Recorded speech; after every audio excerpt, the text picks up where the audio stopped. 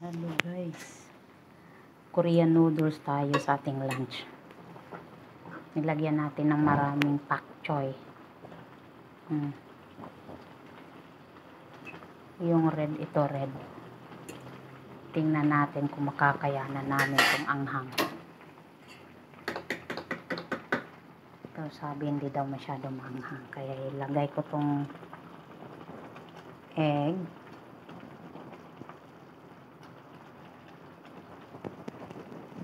Kinapos kami sa egg, kaya isa lang yan.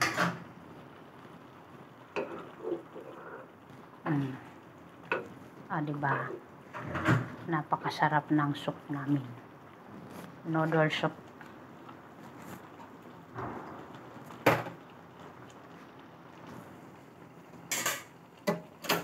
I-off na.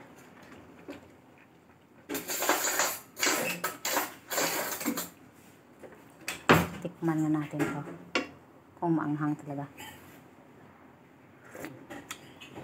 Hindi. Hindi masyado. Tama-tama lang. Tama-tama lang ang anghang. Kaya, kakain muna tayo. Teka lang Ayan. Kakain tayo guys.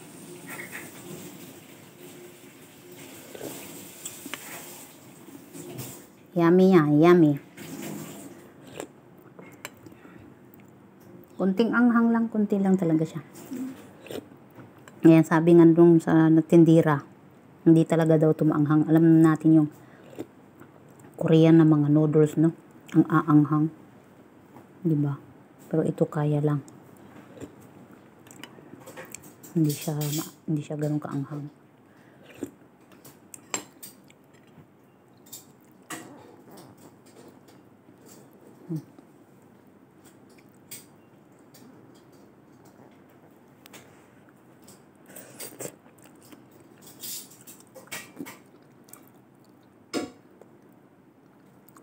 Hindi ako magamit ng chopstick kasi may sabaw. Sarap maghigop. Yung kutsara na lang. Tsaka tinidor.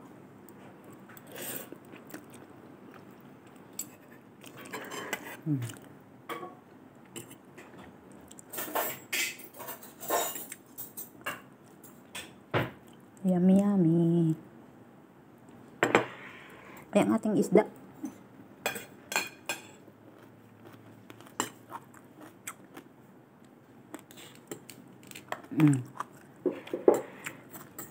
Balik mo kaya. Tira na isda yan Klabera na ang kabila. Ayan. Diba? Isda yan. Piniritong isda kagabi.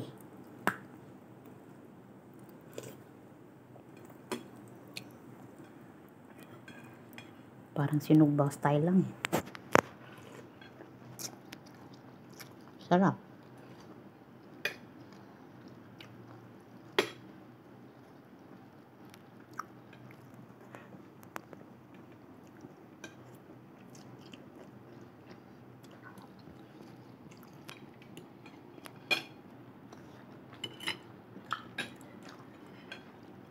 Parang uulan na naman kasi. Hindi, magsabaw-sabaw muna tayo.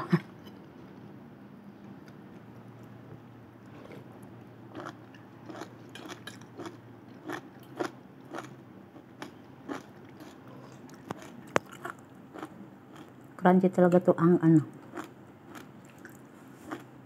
pak choy.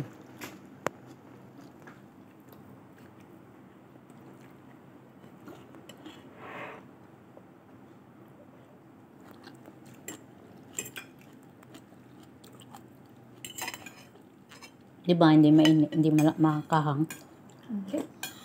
Tama lang. Pero ito yung kulay red.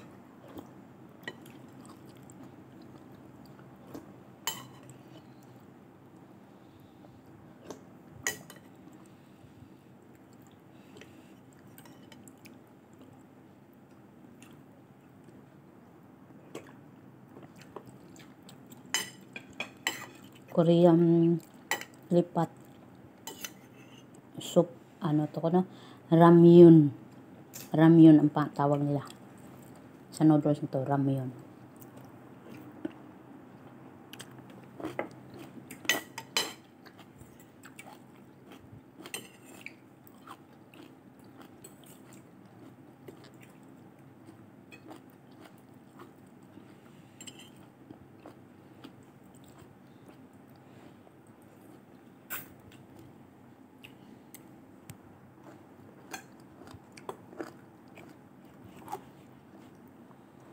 Kain na muna guys.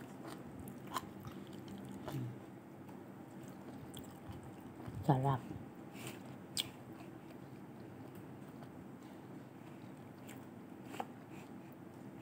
Lasa ng isda ngayon ah.